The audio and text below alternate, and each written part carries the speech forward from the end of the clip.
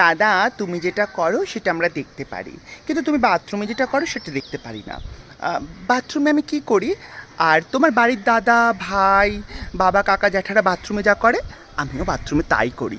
তাদের কাছে একটা ভিডিও চেয়ে নিও বা তাদের কাছে একটা ইমেজ চেয়ে নিও তারা বাথরুমে কী করে, তাহলে তুমি বুঝতে পারবে যে আমিও বাথরুমে কী করি। বাথরুম বলতে তো নিশ্চয়ই স্নানাঘরের কথা বলছো তাই না? মানে সাবান মাখি, মাথায় জল দিই, শ্যাম্পু করি, তারাও তাই করে, আমিও তাই করি। আশা করি তুমিও বাথরুমে তাই করো।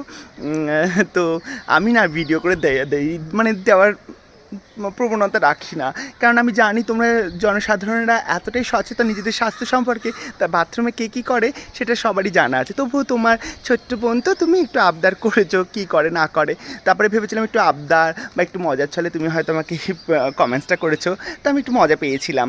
তারপরে দেখলাম যে তুমি আরেকটা কমেন্টস করেছো এরকম ধরনের, যারা আমাকে সাপোর্ট করে তারা নাকি এরকম, মানে আমাকে যারা সাপোর্ট করে তারা এরকম, তা যারা বাথরুমে কী করে সেটা জানতে চাইলে তাহলে কি আমি অন্য কিছু ভাববো? মানে তারা কীরকম একটু ভাবলে কমেন্টস করে বলো তো তোমরা, যে যারা বাথরুম কেমন করে সেটা জানতে চায় তারা কেমন হতে পারে।